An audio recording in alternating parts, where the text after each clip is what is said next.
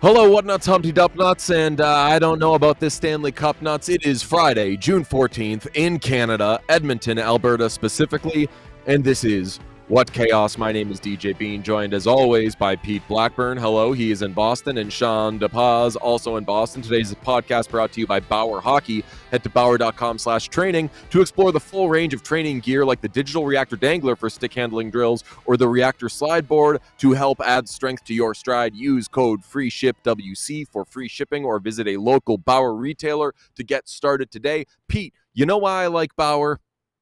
Well, because it's the best. Because they are today's presenting sponsor, and if I want, I like Bauer so much, I could just maybe bang out a 60-minute ad read right now, and I don't know that you would refute it. I don't know that you would say, hey, let's talk about some other stuff today. I'm not happy. I don't want to be here. I'm sitting in a wonderful Rogers Place, my home, away from home. I've always dreamt of being here. Got to see an incredible atmosphere last night for my first in-person Oilers game. And instead, I saw factually, I saw the Florida Panthers take a commanding 3-0 series lead with a 4-3 victory that was exciting in the end. But Pete, this series, I say it as an oil man, humbly, is probably, possibly, maybe even definitely over. Yeah, I would say it's absolutely over. You've seen all your heroes decimated. I've seen my hero decimated because you're breaking the cardinal sin of podcasting. You're holding your mic, which I know kills you inside. Also, I do have to point out, guy goes to Edmonton, guy goes to Canada for like 2 days, and suddenly he's a Canadian. He disrespects the honor of Flag Day. Today's Flag Day. I can't believe it wasn't like, what's up, flag nuts? What my backdrop is today, Pete? What's your backdrop? Those are banners, not flags. Our backdrop is the United States of America. Yeah, our backdrop is literally America. I mean, check out banner, Michael. Those are flags. Banners are not flags. Agreed. Their banners are absolutely not flags, but I'll take banners. Anything. Banners hang, flags fly. Well, sometimes I wish the Oilers I aren't fly. getting either of them this season because fuck, they are cooked. Actually, they're fried. We discussed this, the merits of saying cooked versus fried. Edmonton is a big fried chicken city, as you told us and illuminated for us yesterday. So I guess the Oilers are fried, not cooked. I mean, fried, I think, sounds more like an energy thing. I'm just so fried. Mm-hmm. Overworked, overtired, exhausted, whatever, one of those jobs where you realize you haven't drank water all day because you're just drinking coffee. That's what fried is. Cooked, I think, gets done to you. Yeah, right? I feel like fried is more of a temporary status, and cooked is a more final status. I think the Oilers are both right now. I mean, I think we are approaching final status for this series, which is such a bummer. As you can imagine, the idea of people spilling out of Rogers Place yesterday in the light at 9:30, which still blows my mind. It was like 11 o'clock before it started to get dark last night in Edmonton. Mm-hmm. What a wild thing. I'll be honest, I didn't know that happened at all. Blew my mind. Still confused. Maybe Sean can look up why it happens. But the idea of people walking out of that arena at 2-1 with momentum, especially with how that game ended. There was a 6-minute stretch in the second period where it seemed the series was over, and then the Oilers woke up, did whatever you want to call it in the third period, came back, 2 goals. If anybody watched the live stream, which I hope everybody did, presented by Prize Picks, it was an amazing scene in here, just people going absolutely nuts. If they had finished that off, won that game, what a different energy in this building, on our show, and instead 3-0.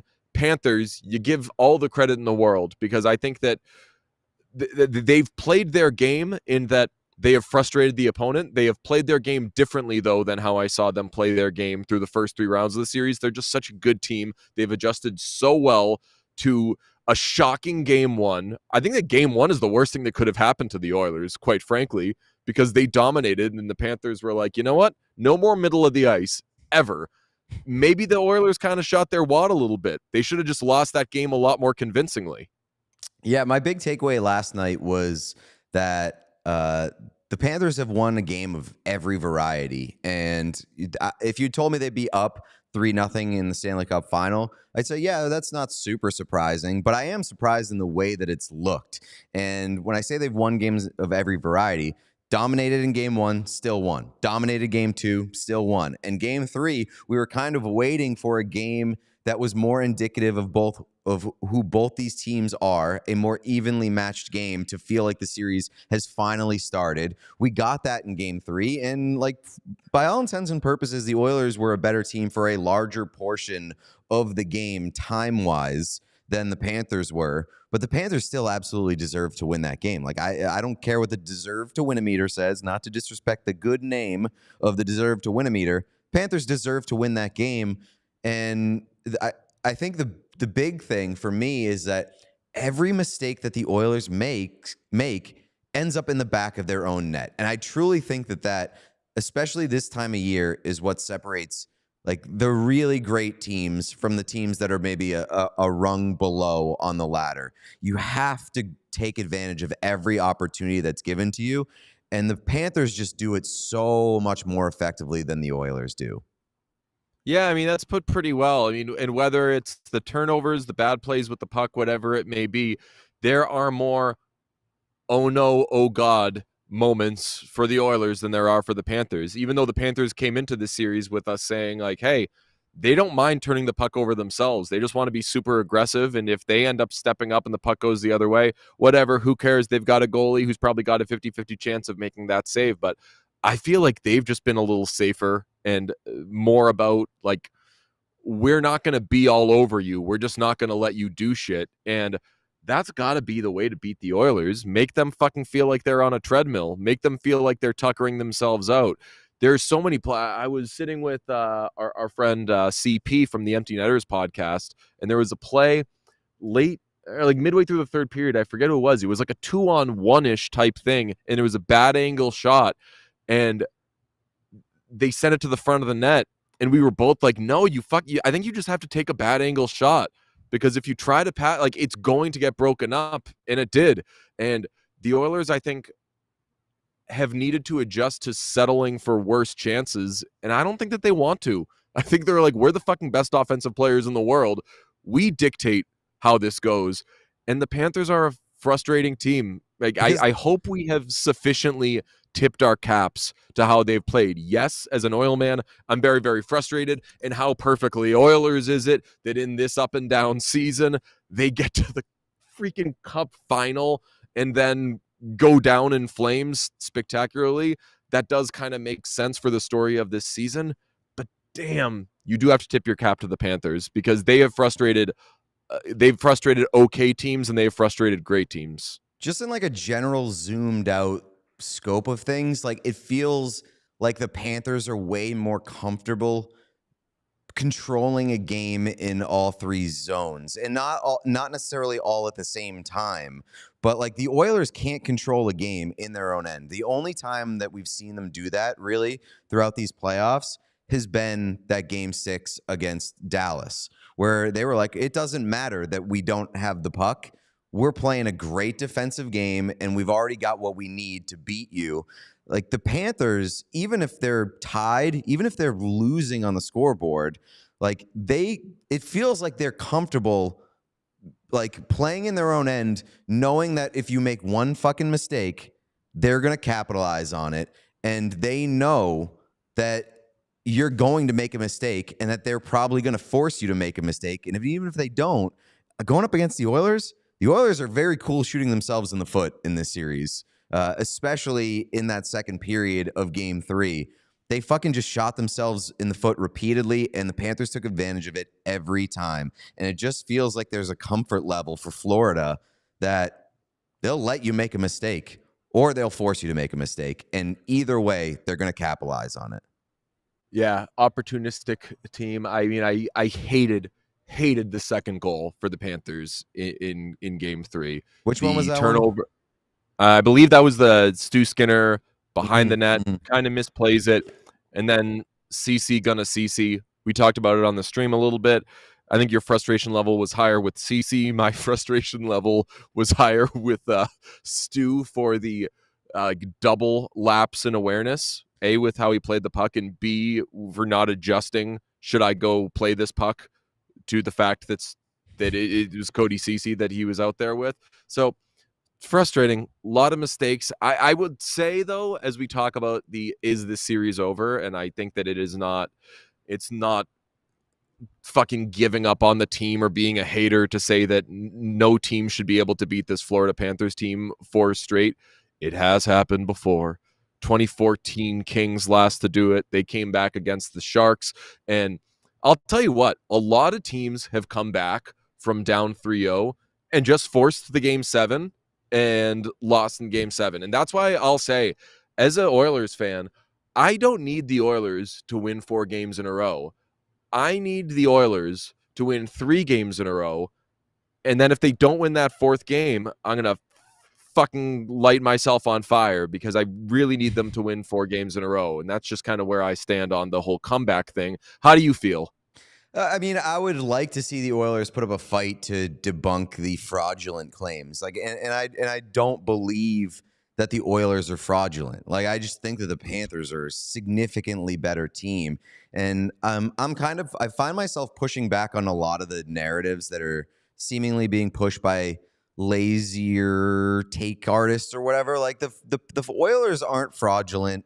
Bobrovsky's not the story of the series. He's been really good in 2 out of 3 games, but it's Florida. Like, it's Florida as a whole. And I do think there's an element of it too, that Edmonton is just a little bit more decimated than you'd like to see them in a matchup of best on best. But it happens to a lot of teams by the time you get to this point in the playoffs. Like I said, I wouldn't be surprised if you told me that Edmonton would be up 3-0. I'm surprised the way that it looks. I'm surprised how quiet McDavid is. I'm very, very surprised about Leon Draisaitl and how invisible he's been. I do want to bring up the stat. It's a good time to bring up the stat right now. Saw this on Reddit this morning. Leon Draisaitl has gone pointless in the first 3 Stanley Cup final games, and it is his first 3-game pointless streak since March 7th through 11th, 2020. 4 years ago, 354 games, the last time that Leon Draisaitl went 3 games without a point. I mean, I will tell you, we're not going to do it on this show because we have too many other things to do and we have a guest standing by. But a lot of the post-game chatter among talking heads, the media people, the hockey people, you go out, you hang out, you socialize for a little bit, is like, damn, what is Leon Draisaitl thinking if this series goes as badly as it could potentially go? And I was trying to quell that because that's the last thing I want to think about if you're an Oilers fan right now. But for a player where a lot of this team's future hinges on, does he stay? What does he end up doing next summer? God, this stretch does not help solidify, oh, it's all good. He's going to sign the second he can sign. Let's bring in our favorite guest on the show, and we'll do that. I'm just going to rotate. High tech, by the way. Yes. We have one microphone that I'm holding, which makes me want to fucking die, as we said. But Petey's here. Steve Peters of yes, it's a great shot. It's more than the Oilers put on net. Oh, Sean, what a legend. All right, here's Petey. Petey, first I'll just hand you the mic and ask you to summarize what the hell you're seeing in this series. You know, this is hard because I know as an Oil man, you really want to see the Oilers' best players be their best players. I think what's happening right now to the Oilers, I think Connor McDavid's trying to do too much. And I think this is what we saw in the Dallas Stars series in the first 2 or 3 games where he thought, hey, I got to have the puck all the time. I got to do everything myself. I got to shoot everything myself. And then everybody else just disappears. Draisaitl, Hyman, Hall, like they're gone. You don't even notice they're on the ice. So it almost sounds counterintuitive. I think he needs to do less. I think he needs to give the puck up more. I think when they were successful in last night game specifically, they got the puck low to high in the zone, and they had shots from their defense with traffic. And you saw when they were so active, they created holes in behind. And you saw some unbelievable opportunities for the Oilers. Again, the Oilers had the better opportunities. This is 2 of the 3 games the Oilers had the better scoring chances, period. Like they were able to get to the inside. Game 2, they struggled to get there. Last night, their best players were having their best opportunities. Bouchard walked into almost the hash marks. Can't get it by Bobrovsky. So, and no offense to Skinner, but if you flip the goalies right now, this is probably 3-0 Edmonton. Bobrovsky's had that much of an impact on this series. I do get concerned now, though, because Florida does everything right. Their sticks and lanes, they do smother you, and Edmonton just can't find consistent traction in the offensive zone. So I'm worried for your Oil. When you said, is the series over? It's over. Like, it's over. And you started to see it right now. What happens, and I know this is going to sound bad, but these guys are in the locker room going, do we really want to get up and fly 2,800 miles tomorrow? They won't say it out loud. Connor McDavid's in there going, we're going to win 4 straight. I guarantee it. That's the kind of person he is. Subconsciously, the trainers, the equipment guys are going, really? Are we going to win 4 in a row against a team? Probably not. And so it's like subconsciously you start to go, this is going to be difficult to do. I don't know why this is the biggest surprise to me. One word, sticks. Yeah. It's the passes that can't get through for the Oilers. And I was saying with Pete before, like, I feel like the Oilers are almost stubborn in that they're the offensive geniuses, and they're the ones who will kind of show you how it's done, and they're the ones that always make the incredible plays. It's why their power play is always so magnificent, because they will not take a million shots on net. They'll pass it around until they can get it to Draisaitl basically behind the net, or just throw it in front and do something with Hyman. But throwing it in front and doing something with Hyman basically was taken off the board starting in game 2, and like the sticks on the penalty kill or at 5-on-5. Has that been an adjustment you think the Panthers have made? Because that never in the postseason was like what I saw from them. I saw it was more they were going to jump on guys and they were going to smother them that way. Yeah, I think that the physicality is what you saw early in the Stanley Cup playoffs with them. They were able to be more physical and close those gaps. I think Edmonton's speed is evident, and I think that's why you have to defend the way they're defending now with these tight sits. Watch the Florida Panthers when they're approaching an Oiler player. Every single one of them has their stick on the ice and its stick on that puck. They're incredible at it. But it goes to your point, Edmonton has to stop looking for that best play through the middle. Have to. They have to come into game 4 and it's just funnel everything to the net and try put it off an elbow, put it off a head, like tip it off a rebound. Like they have to do a better job of passing up the better opportunity. And McDavid's as guilty as anybody because he wants to make that perfect play. And I think that they're going to have to find a way to just get the puck back to Bouchard, get the puck to Kulak, and just fire it. Just get more shots from the back end, because you go through last night's game, they had 5 grade A opportunities that were created right after a shot from the point. Whether it was a rebound, one went off the back wall and came out in front. Like, that's where they were able to generate. So stop trying to play pretty and play gritty. And I think that that's going to have to be a change for game 4. I just think it's the hill to climb is so big right now. I just don't know what the mentality is going to be. And you saw it in this building last night. If they played the first 10 like they played the last 10, they might blow the Panthers out of the building. Like, it was unbelievable. The Florida Panthers couldn't get the puck. This building was going to blow up. And I wish they would have started at the 20-minute mark of the first period like that. I just think the sustainability of that, though, is not going to hold up over a 4-game stretch. Like, what we're seeing in this series to this point has been that the Panthers can trust their guys from top to bottom way more than the Oilers can trust their guys from top to bottom. And they're making fewer mistakes. And like we mentioned, like, every mistake that Edmonton makes ends up in the back of their own net. I would say, too, like, the flipping Bobrovsky and Skinner thing, like that may be true. I still think the Florida would win the second game. They gave up nothing in that second game. But like, that's also, I know that like this has been said a bit, but like, having the better goalie is a testament to your team too. Like, that's not like if you swap the guys, then like this team would win. Fair. Like, yeah, but you get credit for having the better goaltender. And I just think we're seeing that like Florida can trust its blue line way more throughout the course of a 60-minute game. They can trust their goalie way more through a 60-minute game, and that's kind of the difference. Like, that's kind of the difference. They both have a forward group that, you know, is getting depth contributions. I mean, obviously it took until game 3 for you to start seeing that from the Oilers, but like everything else, like, I think can be matched team to team, but it's the back end that is just, it's never going to be sustainable over a 4-game stretch. But that's one of the things you guys brought up before the whole Stanley Cup playoff started. That we were sitting there worried about Darnell Nurse and his health. Like, oh my God, Darnell Nurse has to play. Well, does he? Like, oh my God, he's rotten. And he is just, Cody Ceci, another guy that they leaned on heavily throughout the series, rotten. And every time one of these defensemen makes a bad read or a race to the puck that they lose, they get scored on. And it's because everybody's, like the Skinner play you guys were talking about right before I came on, Skinner misplays that. There is no doubt about it. Cody Ceci can save the day. Like, just make the fucking play. Like, get to the puck first, get your stick on the puck, and the play's over. And I think, I forgot who the winger was. It might have been McLeod. It wasn't McLeod.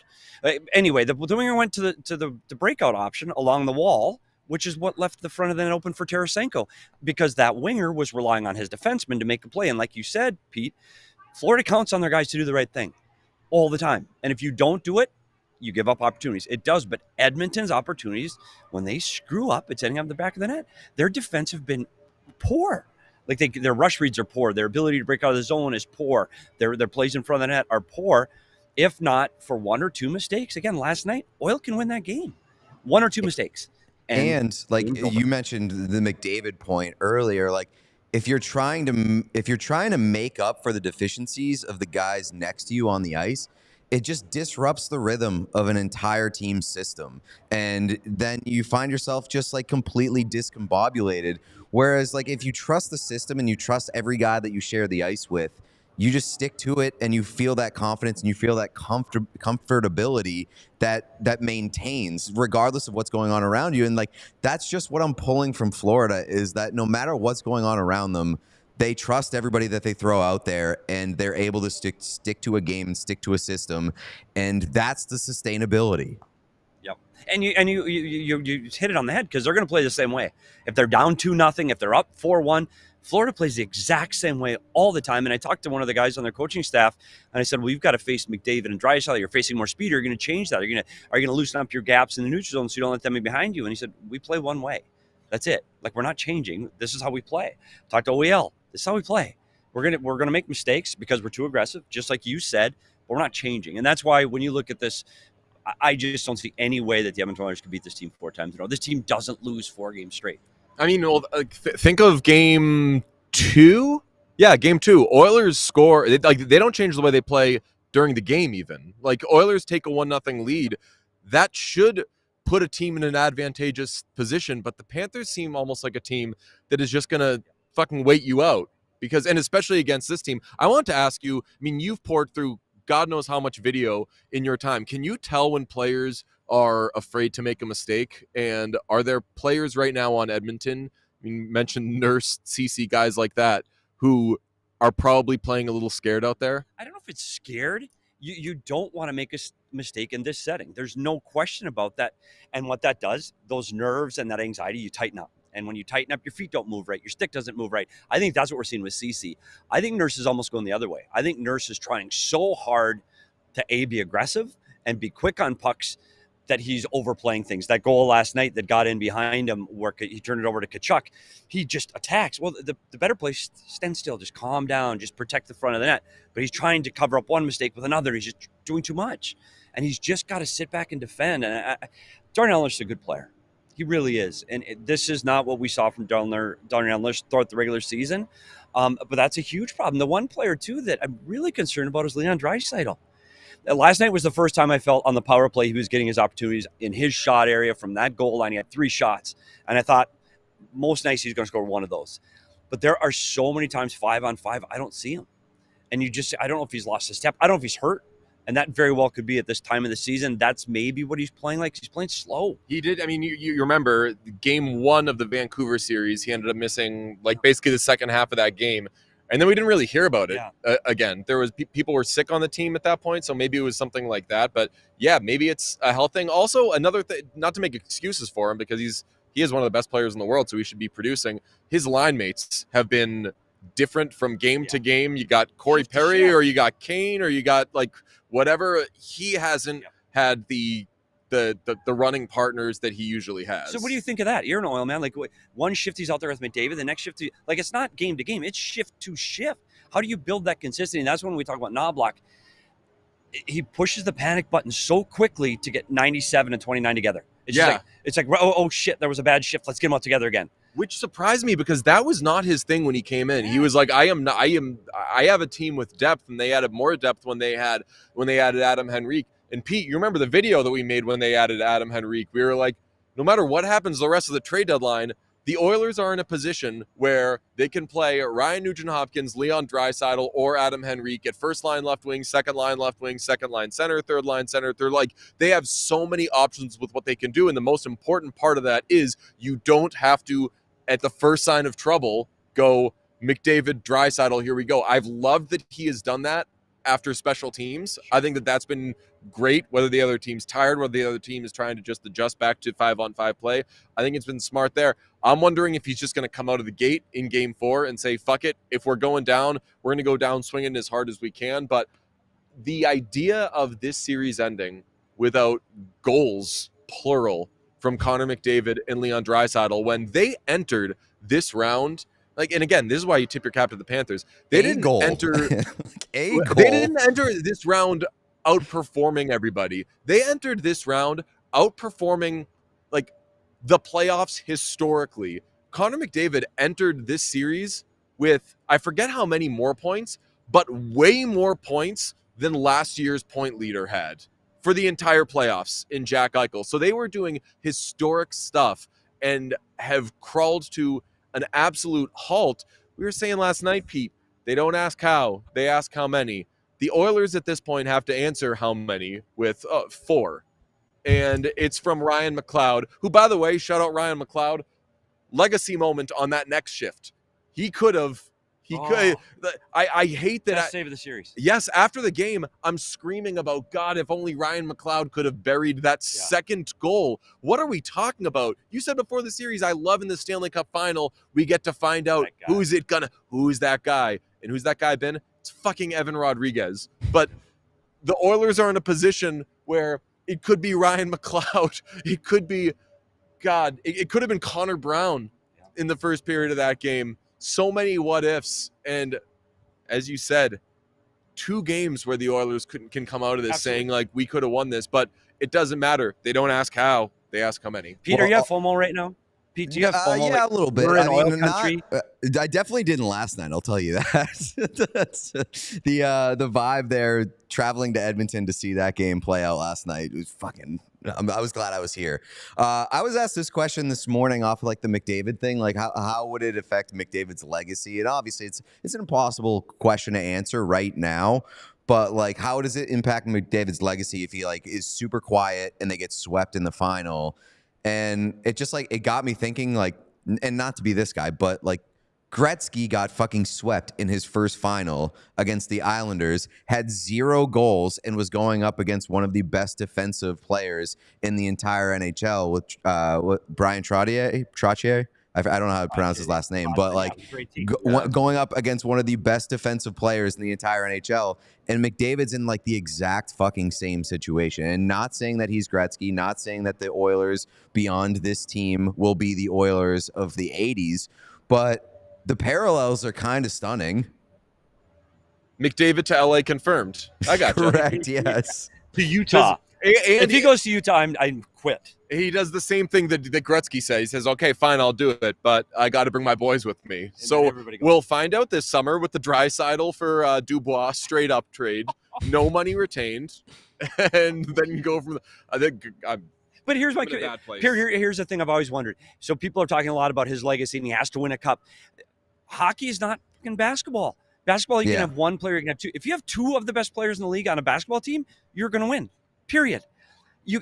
even when McDavid plays a lot, he's playing 25 minutes. Somebody else has to play the other 35. So I don't think it's fair that you say it changes his legacy. He is the best player in the game right now, period. Hands down, not even close. I don't know if, yes, to be a Hall of Famer, will he need to win a cup? No.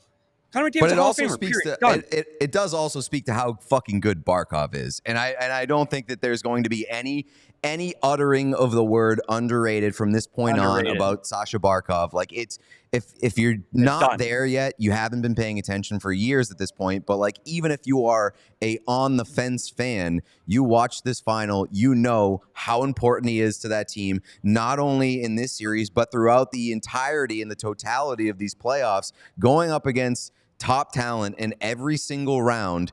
The Panthers and Barkov have kept those guys quiet every fucking round, basically every game. So it's insane. And that's kind of where, like, a lot of the discussions being had about who gets the Conn Smythe if the Panthers win.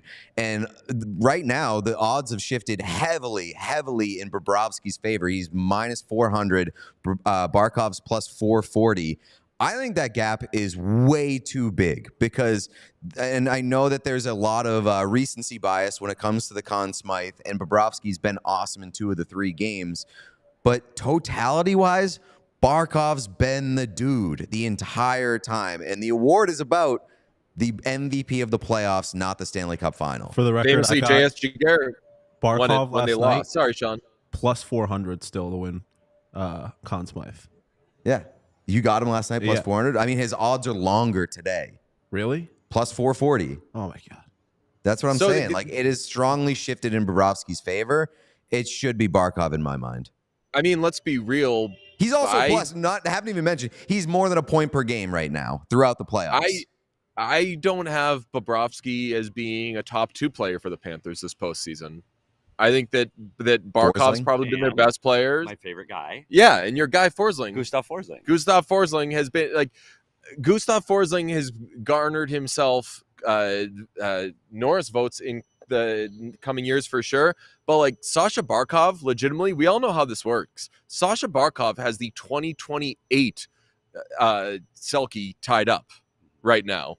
Because what he's done on this stage has, as you said, they will never say the word underrated with him again. In fact, he's going to start to get the Patrice Bergeron treatment, where every now and then people will look at his points and say, this is one of the best players in the league. This guy might be a little overrated, but he ain't getting underrated anymore. You are right on that, Peter. Yeah, I just think then, you know, I like to zoom out and not have like super recency bias. And like I said, I don't think that Bobrovsky is the story of this Stanley Cup final at all. Like, I know it's been really good, obviously, but like, he's not the story. It's Florida's defense, and it's Florida just being a complete team more than Edmonton is. So like, I just think that Barkov is my Conn Smythe. I won't be mad if Bobrovsky gets it, but I think that Barkov deserves it. Famously, I did Pro Shop Wars, and there was a massive decision. I limited myself to only 1 jersey. Disgusting. And I will just say that a goaltender was the finalist. And Stu Skinner? we won't fuck say Jack Campbell. Fuck Jack Campbell. I won't say who I ended up picking, but I really felt that Stu being an okay player in this series deserved some sort of recognition and some sort of credit. Was I fucking screaming at him at the game last night? Of course I was, because I'll say this for the way the Panthers have defended and the way that Bobrovsky has played. Stu Skinner is now in the position where the laments that he'll get is, yeah, but he wasn't good enough to steal it for them. And I don't think anybody expected Stu Skinner to steal the Stanley Cup for the Oilers. Part of the Oilers' recipe to winning was he can't be a detriment. He's got to be fine. He's got to be good. Being great would be amazing. I think he's been fine. I think he's been good. And I think it's multiple series in a row, Pete. You've kind of called how the goaltending would shake out, where you said, I don't know how much the goaltending's really going to matter in this series.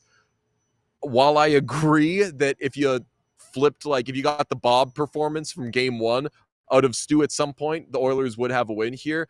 I also don't think that there have been massive, this is on the goalie, this is because of the goalie moments. Well, and it's because like goaltending would matter if you got 7 games of what we saw last night, where the margins were pretty thin and you needed somebody to step up and be the difference maker. Like Bobrovsky in the third period there saved their ass. And I don't know if Stu Skinner is that guy to do that. And that's where I would have seen goaltending matter. But like I've said, like the bigger picture, 60-minute picture has been Florida is the better team, the more trustworthy team. And that's why the goaltending isn't really the difference. But I will say, and I put it in my show notes today, and I haven't been looking at my show notes because I'm using my computer mic. Apologies. Or a computer camera. There were camera issues. That's on me. My bad.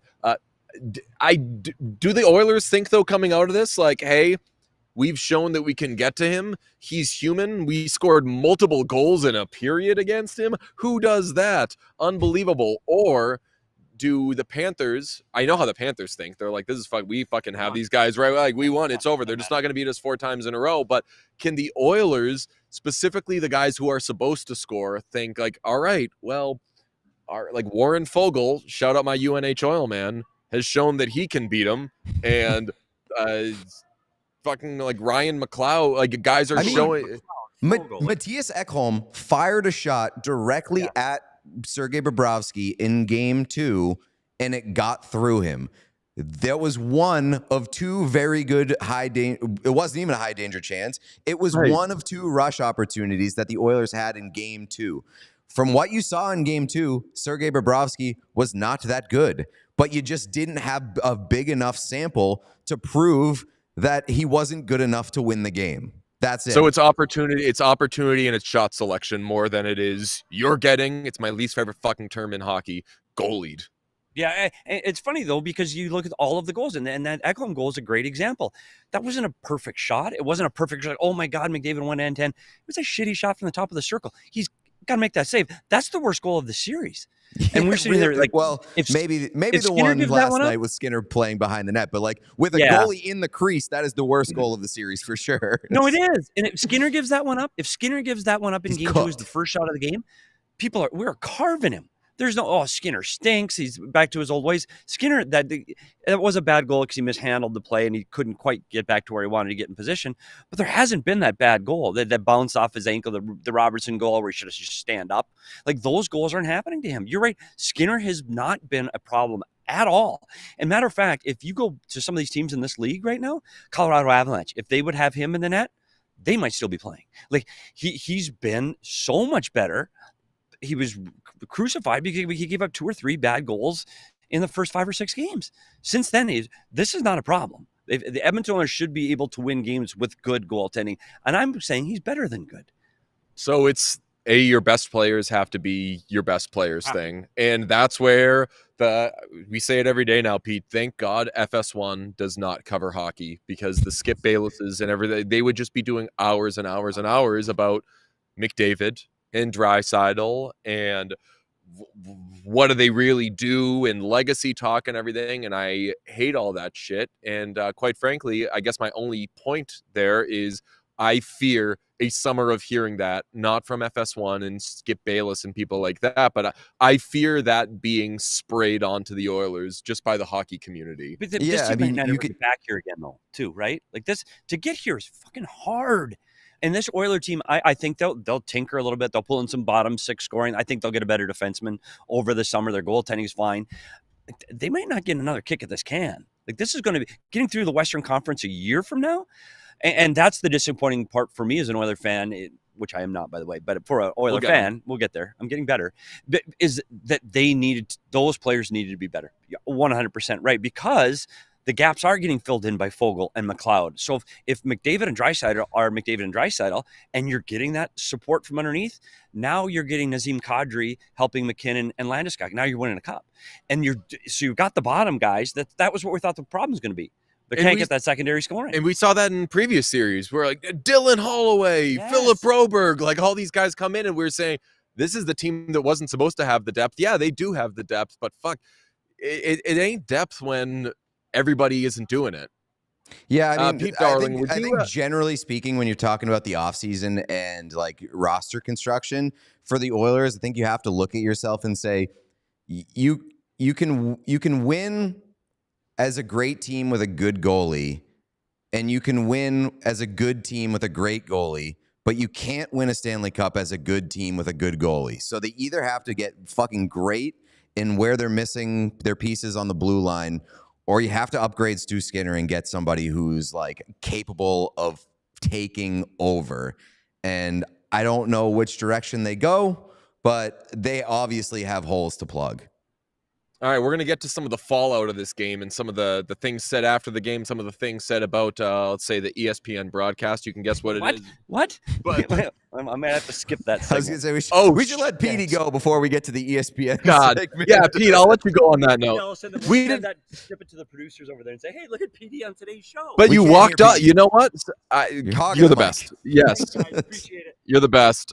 Pete's the best. If he were any better, I would call him Jack, because today's podcast is brought to you by Bauer. Are you looking for new ways to dominate on the ice? Bauer is here to give you an assist by being the go-to destination for your training needs. Whether you're an elite skater or a rookie in rec league, these training tools are built to help you become the player you've always wanted to be. Head to bauer.com/training to explore the full range of training gear, like the digital reactor dangler for stick handling drills or the reactor slide board to help add strength to your stride. Use code FreeShipWC for free shipping, or visit a local Bauer retailer to get started today. Peter.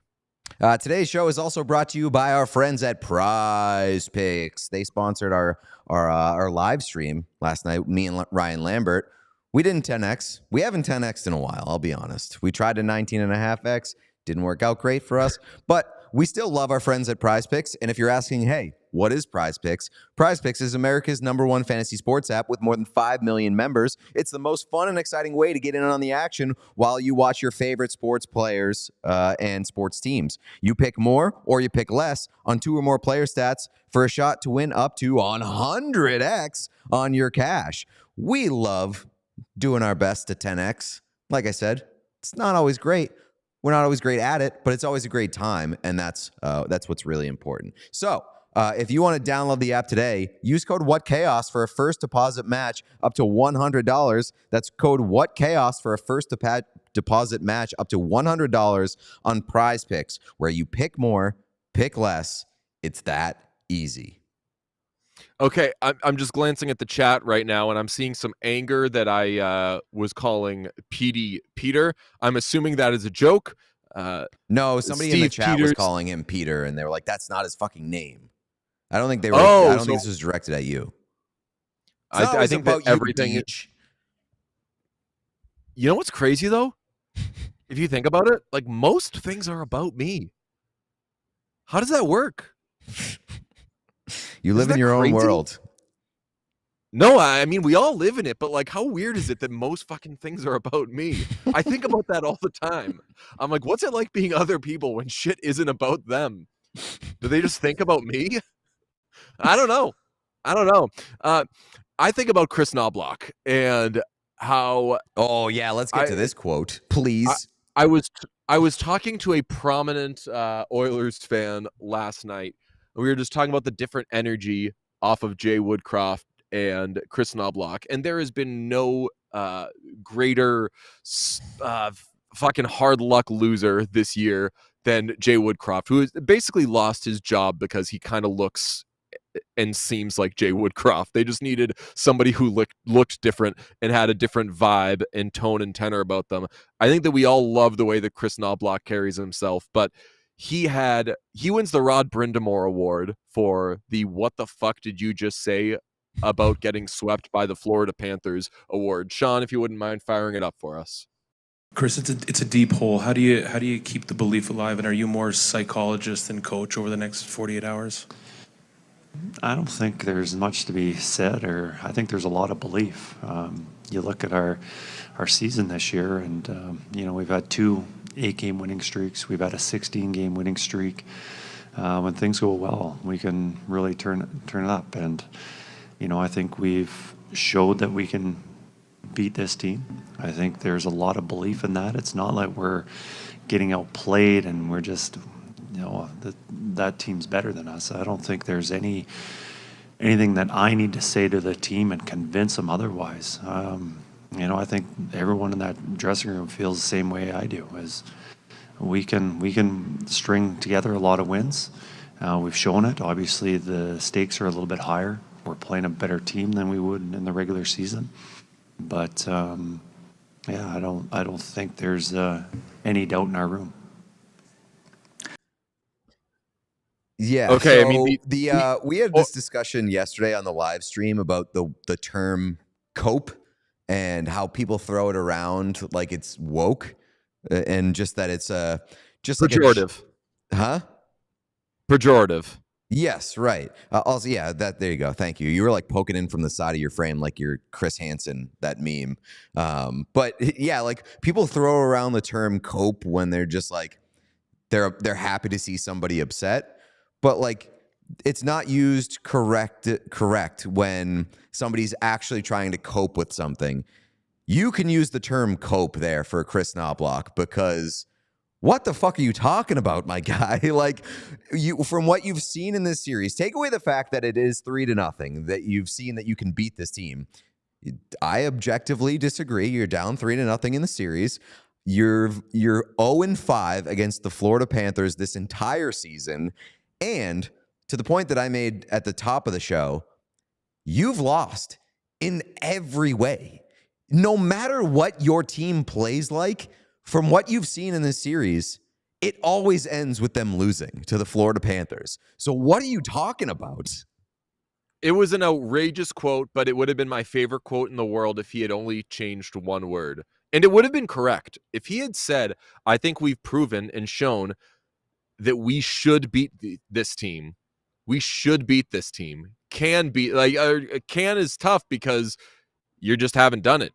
But if you say, we should have won tonight or whatever, then it's some deserve to win a meter vibes. And then people will look under the hood, look at scoring chances, look at advanced stats, and they can say, all right, well, this is what he was talking about. If you say that we've shown we can beat this team, it's only wins and losses that can be observed. So horrible, terrible Rod Brindamore-esque quote. It is, as you said, a more appropriate usage of coping than what people say. This is a person who is rationalizing in an outrageous way. But if he had just changed one word, yeah, he would have pissed a lot of people off, but it would have made a lot more sense. I disagree with that in the sense, like, I disagree with the overall verbiage of the deserve to win a meter. Like, our take on the deserve to win a meter was you got to rebrand it because it implies that you deserved anything. And I don't think that the Oilers have deserved anything different than what they've gotten in this series. Because even in game one, where they were the better team in terms of the generation and the opportunities that they had, you can't take away the fact that Florida has the better goalie on their roster who is capable of stealing that type of game. That's a credit to their roster. They deserve the credit for having the better goalie, even if they didn't play as well in front of him as the Oilers might have in front of Stu Skinner. So, like, I say just throw the term deserve out the window. Throw the entire, like, point that he's trying to make out the window. I think you got to reworkshop it because it's just you haven't proven anything that is outside of what we've seen in terms of the final result. That's just how I feel.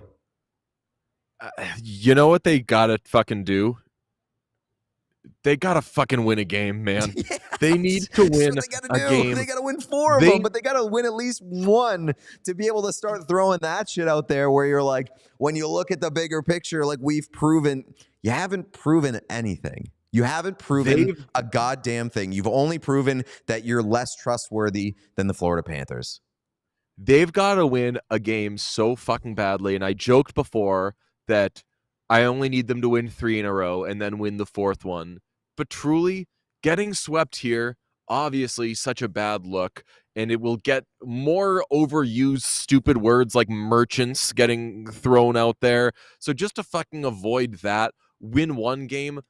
But Jesus, man, like, if you win 1 game, it makes all of these quotes and all of these, mandatory media appearances so much less cringeworthy. And, like, Chris Knoblauch doesn't want to fucking be talking there, you know? Yeah, of course. And he says I the don't wrong expect him thing to show because you up can to the- only say the wrong thing.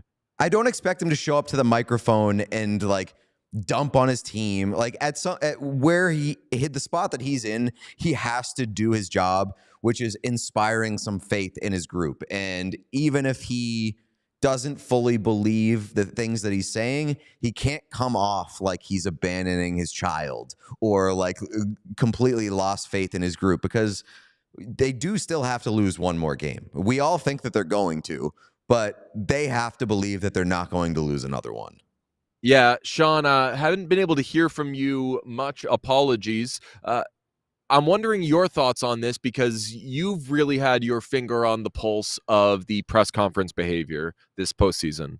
Yeah, I mean, I feel like you guys kind of all summed it up. I don't know what he's supposed to say, but it's not that. I think he's just got to reworkshop the idea of what the point that he's trying to get across. Like I think obviously the point, and I don't want to get too. I don't like getting too critical of like the exact words they use. Yeah, like sometimes things come out of your mouth and then you see it on paper and you're like, oh, fuck. I could have done a better job with that. I think the comparison to the deserve to win a meter is perfect. It's just like they have shown that they are capable of being better than the Panthers for stretches at a time. And in game one, it was the entire game that they were better than the Panthers.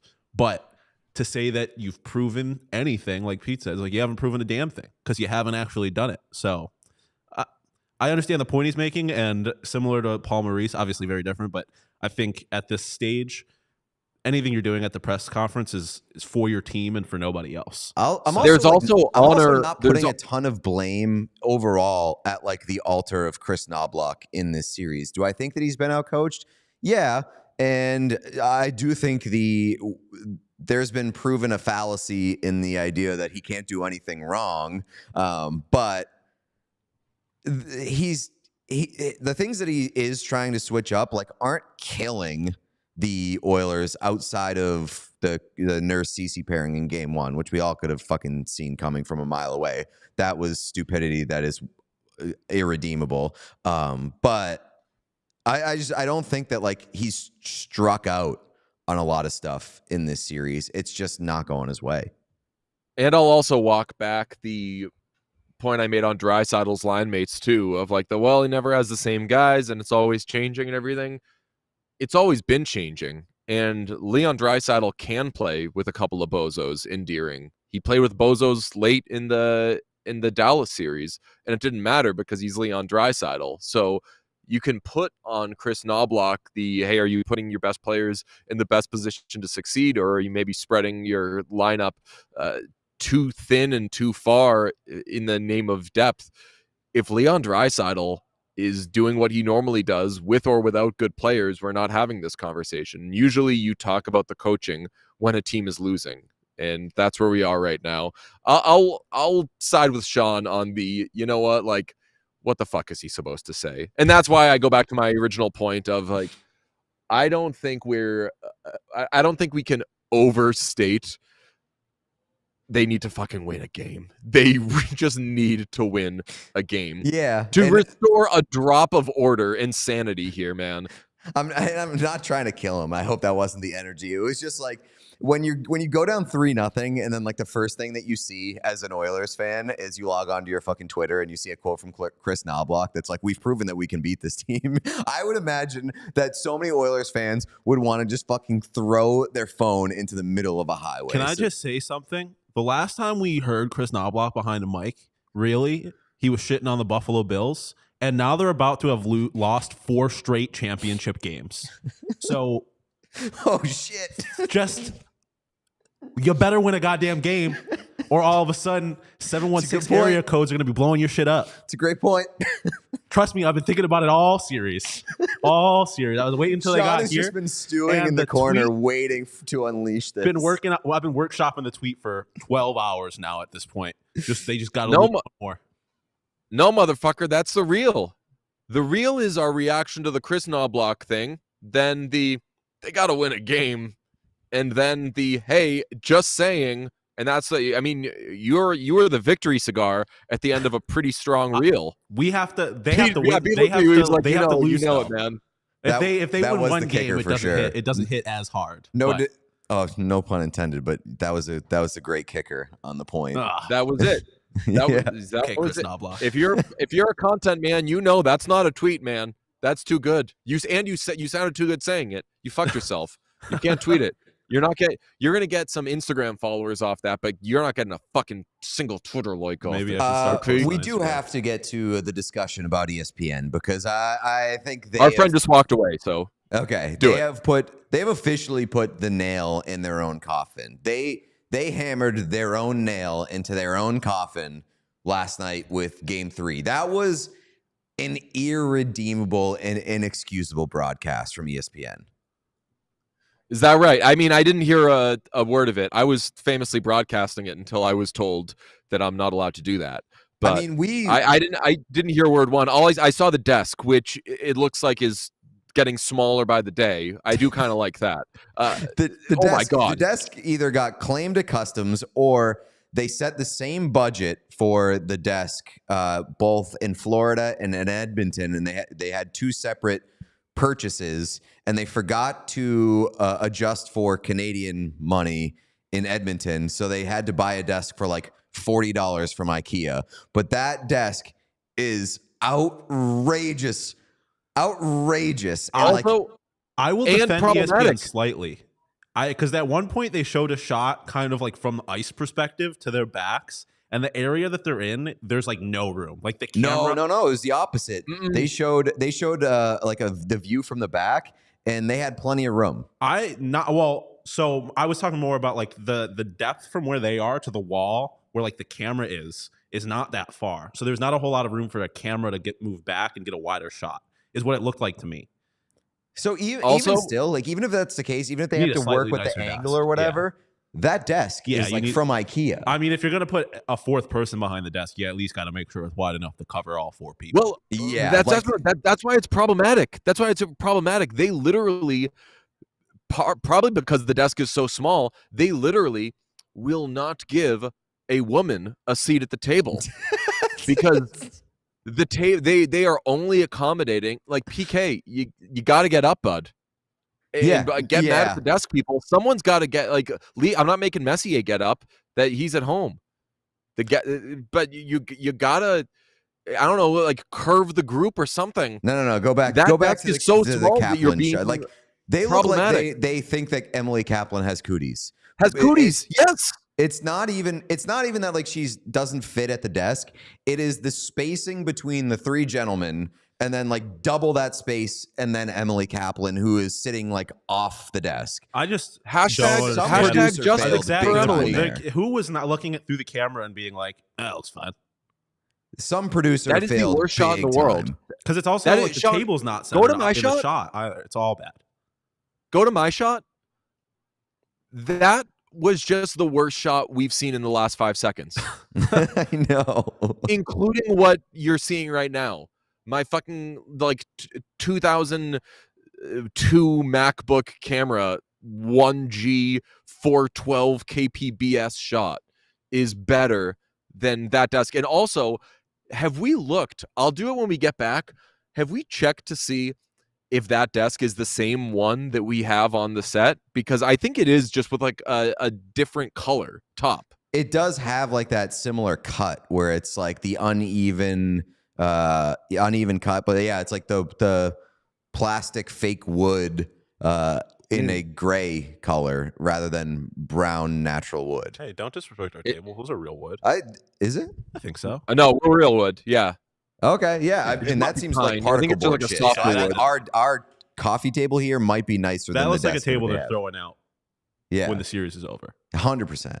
And Oh, it wasn't just the desk. The desk was awkward and distracting and very funny, and it allowed us to get some jokes off. But Sean McDonough had a horrible night last night. A lot of talk about his goal calls and like how unenthusiastic they were. Sean made the point, well, he is in Edmonton, and a lot of the goal calls were lower energy for Florida, and maybe he was just playing off the crowd. It's not his job to play off the crowd. It's his job to call the game from a neutral perspective, and that can't happen. We have some of the goal calls. We can listen to them. He does sound a bit sick, maybe. So maybe he was fighting an illness, But if that's the case, you got to have somebody on standby to fill in. You can't have a broadcast that sounded as poorly as this one did in terms of the goal calls and heightening the moments. So, Sean, you got the goal calls for us? Forsling, down low and a goal. Tipped in, out in front by Sam Reinhart. And here's a chance for Warren Fogle. He scores! Better on that one. Skinner couldn't handle it, My point. and they take advantage and score. That one's Vladimir terrible. Tarasenko. That is a He has the 2-1 puck goal back, call. down low. Quiet no more. Kachuk sends up Sam Bennett. Barkov and Rodriguez. Here's Barkov. He scores. Alexander Barkov makes it 4-1 Florida. It comes to Broberg. He scores. Philip Broberg makes it 4-2. Up high they score. Brett Kulak from the point. Yeah, there's no real like energy behind it. And I know that Sean McDonough is not the most energetic guy, but like he's shown that he's able to elevate a moment. Like I'm not saying he's incapable of that. College football. He's a good broadcaster. He's a good He's a broadcaster. good play-by-play guy. But my problem with him when it comes to hockey a lot is that he has the energy of a guy who's being forced to call a hockey game. He has the energy of a guy who went to Syracuse University, if I'm being honest. Well, yeah, like in that he's very professional. Like he reminds me in some ways of Dave O'Brien, who calls Red Sox games. And Dave O'Brien certainly can elevate a call, but so often it feels like he's obsessed with being like this professional, like Syracuse-bred broadcaster.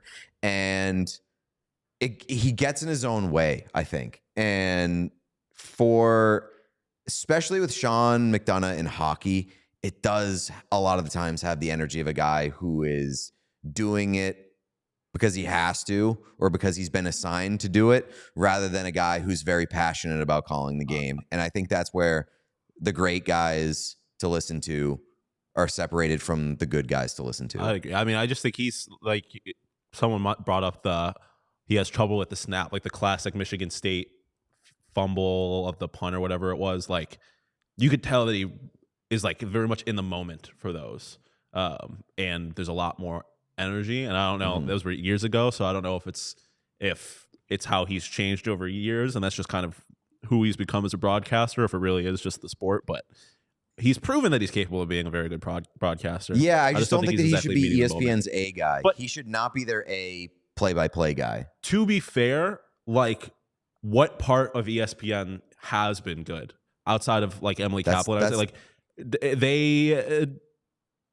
I am always like, I feel like the mouse tends to force people into being boring. And so I'm curious how much of that is him and how much of it is just a product of him being in that environment.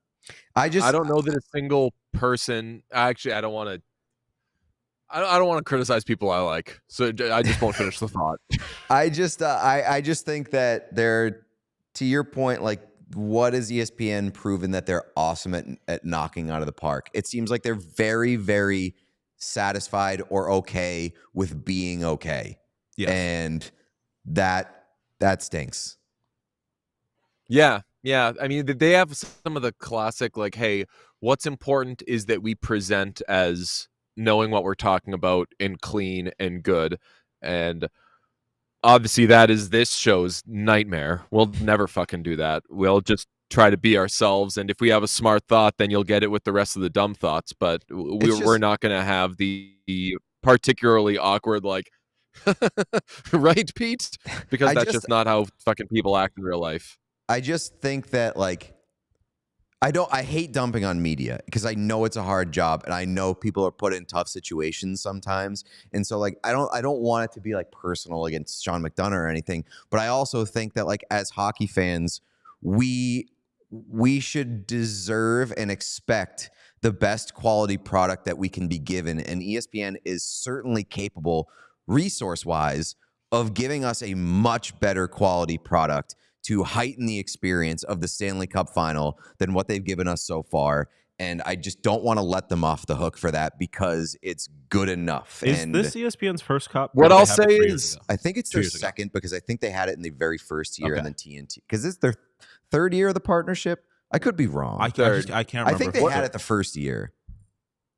'Cause I What was I'll gonna say, maybe cut them a little slack for being like, if this is their first one, hopefully next year, like they're kind of realizing the reaction to it, and 2 years from now they can elevate I don't think it, this is the but first one. I think they if it's had not, the. then I it's think not. they had Denver. I think they had Denver and Colorado. Okay. okay, Sorry, what Denver I'll and, say is, Tampa. Sorry. I thought of a nice way of not saying things that could come off as mean. I would replace or reassign every person on ESPN, almost every person on ESPN's broadcast. Reassign, I think, is the key word there. I think I'd lead Levy, and So, I like, think I'd leave PK. I think PK. Yeah, I think leave- Levy and PK can be good. I want to see what PK can be with a better supporting cast. Yeah, and I'll just leave it there because I don't Yeah. want to seem like especially people that like I really like and are like better at other facets. But I think that I think that they know that there's probably some shuffling they could do. But who knows? We're not program directors. We're just worried about ourselves. Pete, let's talk about the jerseys. Can we talk about the jerseys? Because Mhm. Utah Hockey Club has branded as, get this, Utah Hockey Club, and we have seen their jerseys. Pete, you're more upset about this than I am, but I have immense respect for your upset feelings. Explain why, and hopefully everybody is subscribed and watching on YouTube. Explain why, as you see these jerseys, you meet them with disappointment.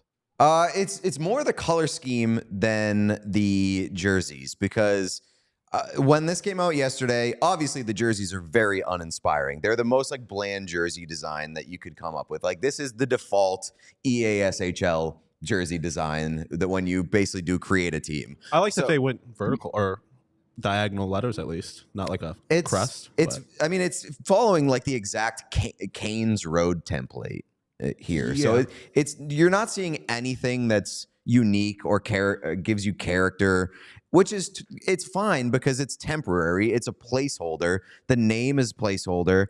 But when I saw that people were responding to them with like clean or like you can't be critical, they're clean, they're minimalistic.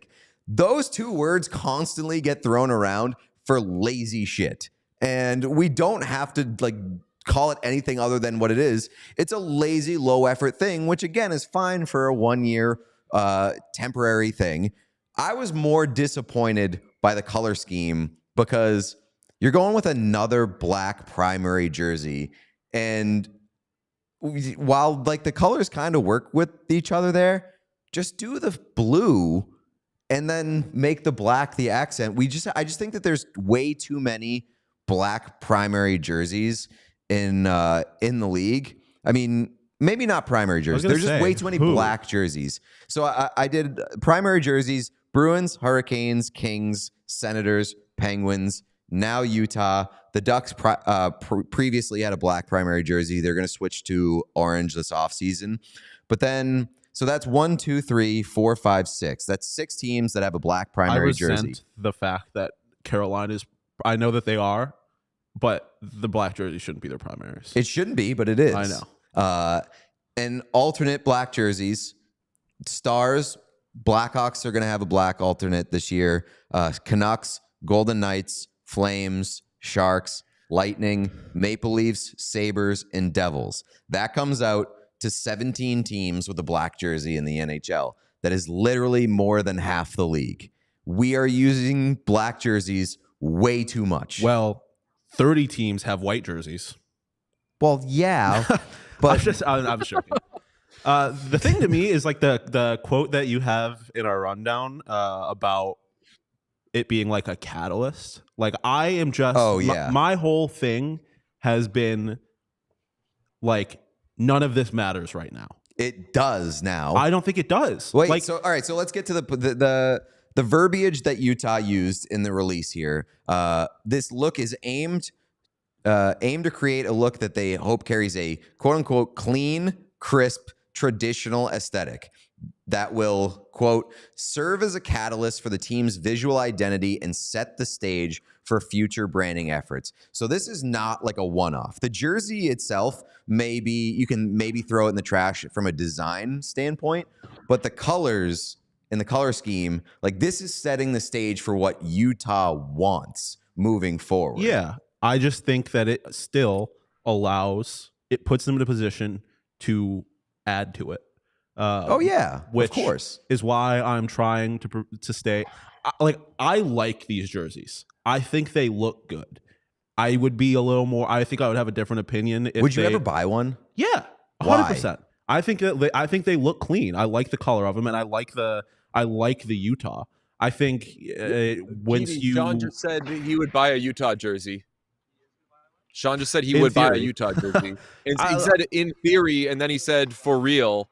And what's that? I would never buy that jersey. There's no 100%. reason to buy that jersey. Like, period. They're like is the PWHL it inoffensive? jerseys. Yeah, but does it compel me to spend money on that jersey? No, absolutely not. And this is the first opportunity that Utah fans are going to have to buy in and give money to the franchise and like commemorate the first look and the first season. And it's so bland and boring. Yeah, it's the PWHL. It is, I think, because we know they're temporary. I would buy one because they're temporary and they're one-off, and I think they are good as temporary. They're clean, and I like kind of having something where it is a little vague and it can represent like the state, right? Like I like the fact that you could be anywhere in Utah and have a Utah hockey jersey, and it's like it is very Utah. I think next year when they have actual branding, if they announce the fact that they are staying as Utah Hockey Club, my opinion on this changes drastically, because then I have no reason to believe that they're going to change anything. But once you get branding and you get logos, you get patches, stuff like that, like an actual identity, I think it'll all be fine. I think this allows them to go in any direction they want, and I think that's good. I just think that nobody forced them to be this boring in the placeholder, and they have made a decision to be this boring in the placeholder. I think that's the right decision.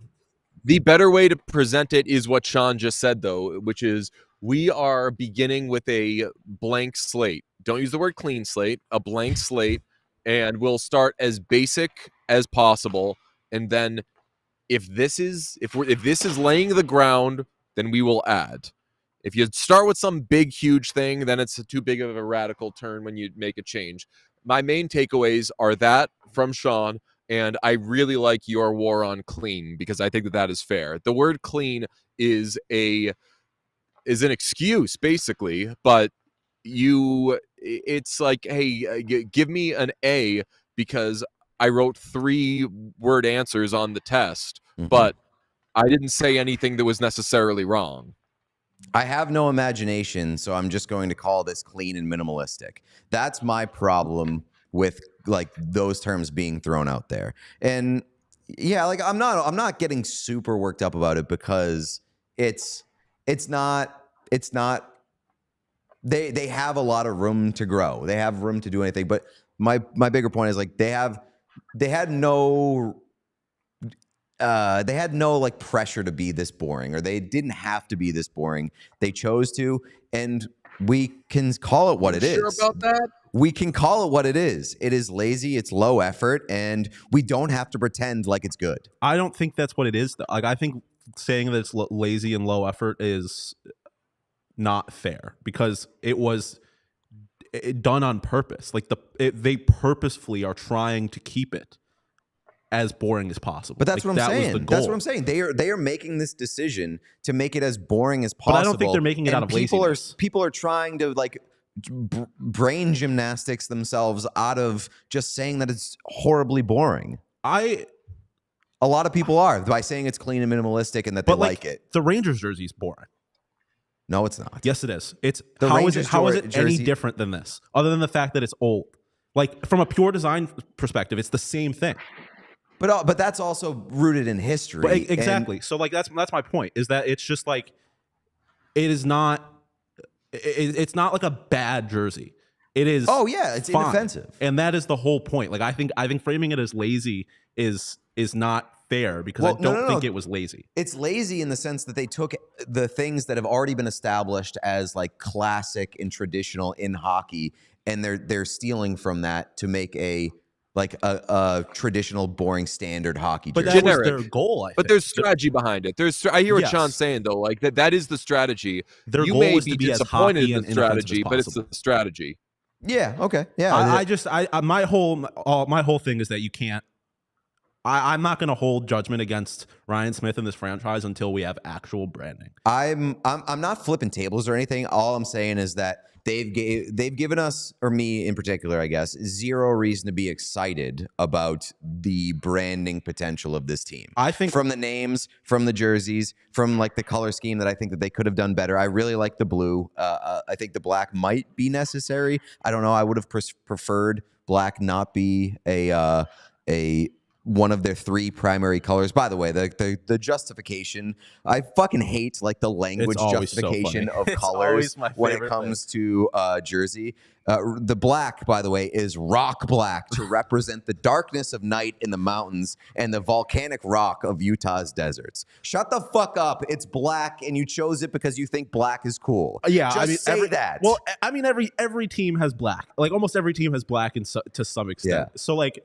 Jersey verbiage is the worst part of sports. The blue and white. Jersey explanations are the worst part of sports. It's so dumb. The blue and white is like, and with a stripe to represent the three men who found the city back in whatever. It's like there are three stripes because it is made by Adidas, motherfucker. And to build off of that, the mental gymnastics that comes after like something.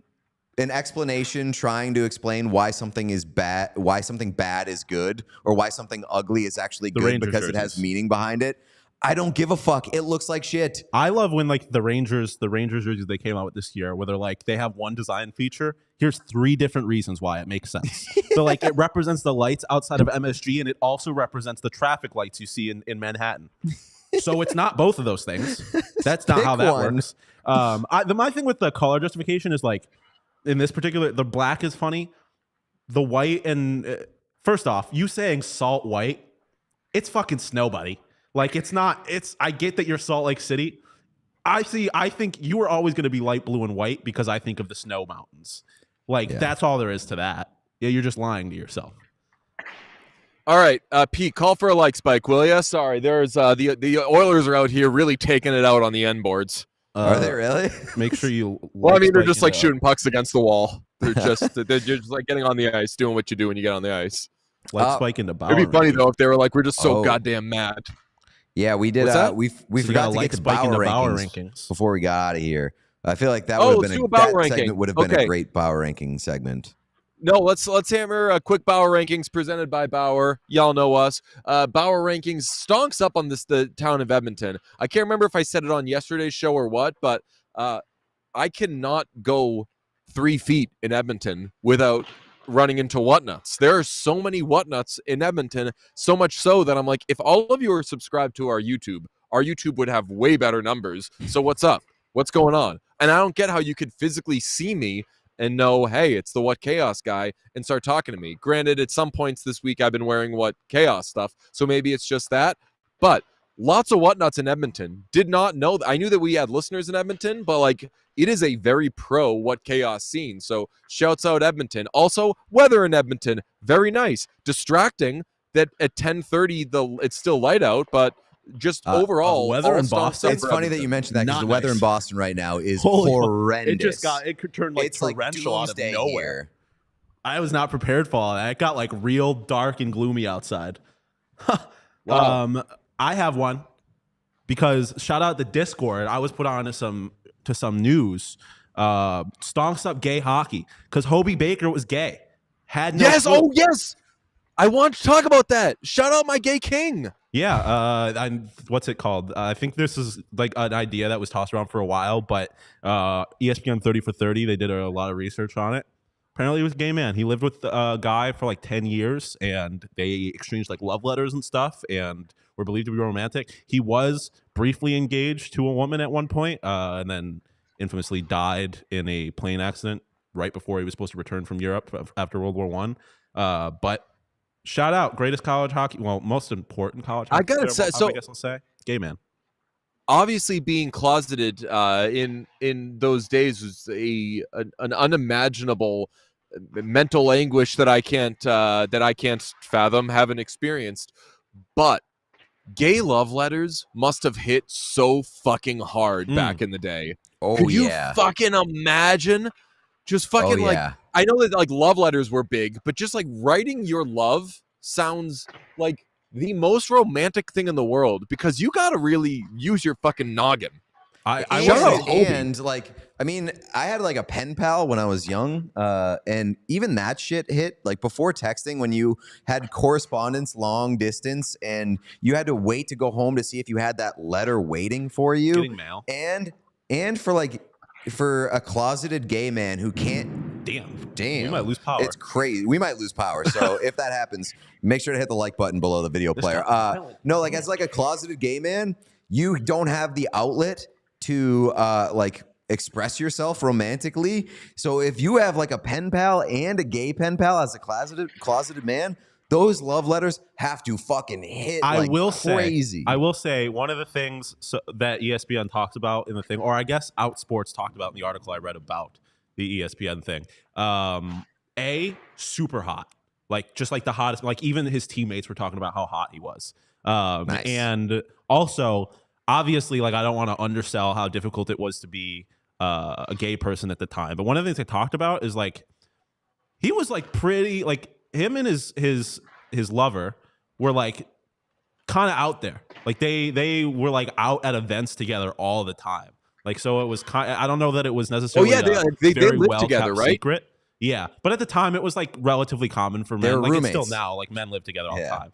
But he was quite the social butterfly, and they were out together quite frequently. So I don't know, like I don't know how much of a secret it actually was at the time. But still, confirmed, absolute smoke. Oh, he was a stud. Like he was very hot, and he was just like a great athlete and super smart. And then went and served in the war. Was a great pilot. Like he was one of them. All right. For me, DJ has tipped the hand a little bit, but we did a nice little partnership with the Dishin Boys.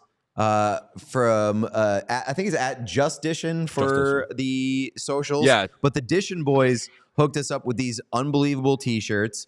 This one's awesome. It's like the logo tee. There's a black version. There's also a pocket tee. But I think really the showstopper in my mind pièce de résistance is this Chaos Chain tee, which is fucking incredible. I cannot wait to wear this all the time. It is so good. They also sent a few hats. Trending up Dishin in general. They just announced their bubble hockey tournament in Buffalo that I very much want to pay and go play in. What were the? Do you get any comments on your Dishin merch walking around the streets of Edmonton? Oh yeah, a lot of compliments on it. A lot of. I was told there was no merch, and I was like, I didn't say shit. No one told you anything, brother. I don't know who told you that, but. I will say, I can't remember if I said this, but I ran into some people, and one said they had told the other person if their names were Taylor and Max. I remember because I was like, 1989. And Taylor said to Max, if the Oilers win the cup, I'm getting whoever scores the game-winning goals jersey, even if it's CC. And I was like, that's of all people, so mean, man.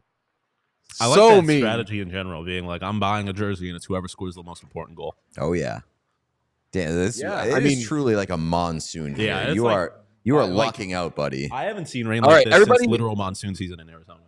Everybody like it. We are gonna do the Pro Shop after this. We're gonna tape the Pro Shop War reveal. I saw some people in the YouTube chat asking if Pro Shop Wars would be up. We'll do that. And then hopefully at some point today, we'll turn it around and have a Edmonton Pro Shop Wars up. So Pete, tell them to like it. And yes. Yeah. Also some questions on when the Dishin What Chaos collab will be for sale. We haven't fully hammered out like the official deets. It's kind of like that's off our plate. It's being handled by AllCITY and Dishin. So I believe it's very soon. And when we know the final date. You'll know. We'll get them out to you. Join the Discord. That's where you can find those updates too. It's very easy to drop those in. So join the Discord. It's in the video description below. If you haven't liked the video yet, it is like Spike time. Please hit that thumbs up right below the video player. We'll love you. Hammer it. Oh, DJ's got a Oilers branded coffee cup. Oh, everything's so good except for the Oilers performance in the series. Also subscribe to the YouTube channel if you haven't already, because as of today, we are gatekeeping. We are gatekeepers in the game of hockey. If you are not subscribed to our YouTube channel, you will not be allowed to participate in the chat during these live streams and these live episodes. So please subscribe to the YouTube so that you can comment, join the community. That's our lovely, lovely community in these videos and on these live streams. So thank you very much. We love you very much. Hopefully, this isn't the last show, like regular show of the season, because the season could end on Saturday. Possibly last Friday show too. Last Friday show, yeah. I mean, I think it's Could be. probably pretty likely that it's the last Friday Unless show. we do something from the draft, you never know. Yeah, but this could be the last regular episode of the season, of our inaugural season. God, I hate to think that. All right, we'll talk to you soon, I hope. God, please. Bye.